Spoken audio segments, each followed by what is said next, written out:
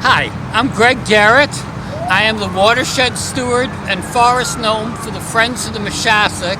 I've been hanging out on the Moshassuck River for 27 years, studying its ecology and history, and being a general tour guide.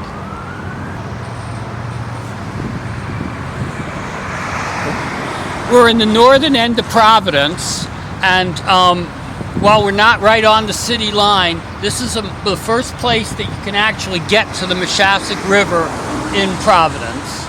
And what you've got here is you've got, modern infrastructure of a bridge, but below the bridge, going south, you've got the old Blackstone Canal, and you've got the stone walls laid up here. And you only get about a few hundred yards of Blackstone Canal before the river again meets modern infrastructure and goes underground. But this is actually a very interesting place. They put the canal in 1829, and it ran for 17 years until the railroad came in. The railroad would have been just across where the highway is. There's railroad tracks. And this place has been a transportation corridor for thousands of years. The canal, the highway, the train, only the most recent incarnation.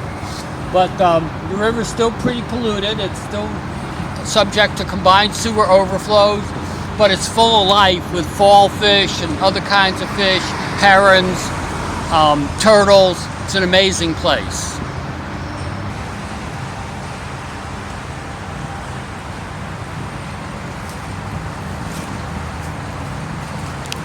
The Moshassuck River is a small river, and it's got a small watershed. It's only 23 square miles, and more than half of those 23 square miles are hardscape. They're paved, which means the river goes up and down really fast. You get a big rainstorm, it goes up, and as soon as it quits raining, I mean literally within minutes after it quits raining, the river starts to drop down again.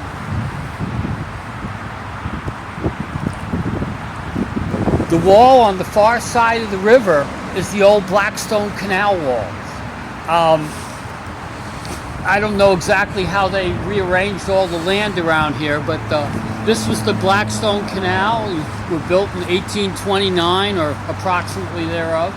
The canal was used for 17 years until the railroad came in. The railroad's just across the grassy fields beyond here. And they did an amazing job of laying up stonework. I think they also used that to dredge the river deeper, and so that they could drain all the swampland that was around here. Moshassuck means where the moose drink, and moose like wetlands, and they like to eat water vegetation. So all of these flatlands between College Hill and Windmill Hill were swampy. This is a much smaller river than would fit in a valley like this normally. But so you had these large, extensive swamplands. And when they built the canal, they lowered the water, the river, and that actually probably was part of how they drained most of the wetlands around here. We have a bridge over the Moshassuck River, and the bridge was built by the WPA.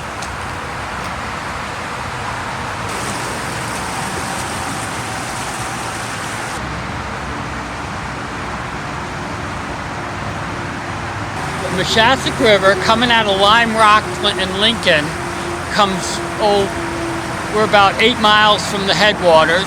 We've got about 2 more miles until it gets to the downtown and becomes the Providence River. It's running from here, it goes under the highway, comes out below Branch Ave, runs behind the Math Association, and then becomes you've got the big canal walls downtown along Canal Street. And at that point it becomes tidal, and essentially is the Providence River, and it joins the Woonasquatucket just below the Citizens Bank building, and then it's really considered the Providence River from there going south, and that's all tidal.